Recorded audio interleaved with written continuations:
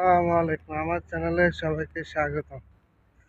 আসলে কি বলবো, মানুষ যে এত বোকা, এত পাগল। মানুষ দেখতেছে প্রবাসের বিদেশের পরিস্থিতি খারাপ, তাও মানুষ দেখি আর ফেসবুকে গতকালকে একজন যাইতেছে সৌদি আরবে, মাসে 1.5 লাখ টাকা বেতন। হ্যাঁ, এদের কপালে যে এই যে কি দুঃখ আছে, আল্লাহ মাহবুব ছাড়া আর কেউ জানে না।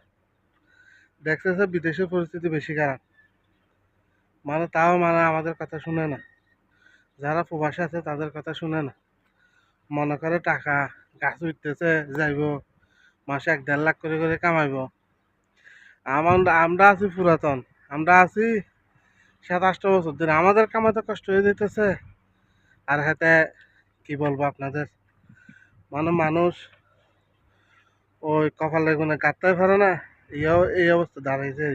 এর কপালে যদি দুঃখ না থাকে, তাহলে আপনারা আমাদের বলে দিয়েন। এই যে বেড়া যাইব, এটা এয়ারপোর্ট থেকে নিতে আসে কিনা দেখবেন এই অবস্থা। করোনার আগে মোটামুটি যা পয়সা কিছু কামাইছে আর করোনার পর থেকে মানুষ প্রবাসী জীবন বহুত কষ্ট হয়ে যেতেছে। আর এরা বুঝে না, এরা মনে করতেছে টাকা আছে, গাছের থেকে চিরি চিরি ফাটামু, মাসে 1.5 লাখ 2 লাখ যেন হের বাপের টাকা আবার সাথে সাথে ফাটা দিব বিদেশে দেশে। হ্যাঁ, এর কপালে দুঃখ আছে ভাই, এর কপালে দুঃখ আছে। মানুষ কি স্টাইলে আসে, আসে এখানে তখন যখন বাস জুটে না, খানা জুটে না, ভিক্ষা করে করে চলতে হয়। তারপর বোঝা যায় রে ফুটাঙ্গিরি কোথায় চলে যায়, মাসে 1-1.5 লাখ। হ্যাঁ, এর বাপের টাকা, সমস্যা কি? আমি যদি কই আমি এখন মাসে 10 লাখ কামাই দিয়েছি, আমার গালে কি হাত দিতে রাখছে না? এই অবস্থা দাঁড়িয়েছে বাংলাদেশে এখন।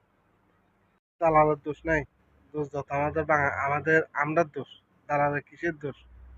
দালালে কইছে নি? হ্যাঁ, হাতে যে গেছে, তুই দেখোস না? সবাই খবর করতেছে, সবাই দেখতেছ না? তুই কিলে 5 লাখ 6 লাখ টাকা করে যাইতেছ সৌদি আরবে।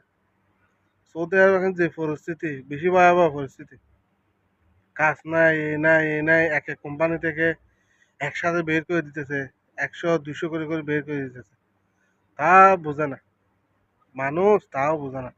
মনে করে প্রবাসীরা যারা পুরাতন আছে তারা তারা এমনি বকাস মারে।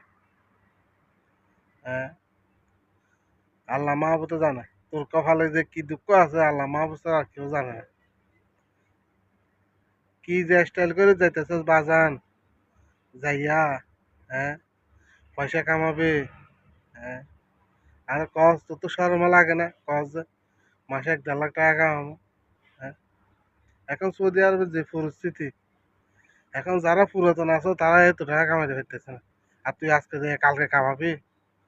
হম, আল্লাহ তোর কপালে কি রাখছে ওই আল্লাহ মাহবুব ছাড়া আর কেউ জানে না।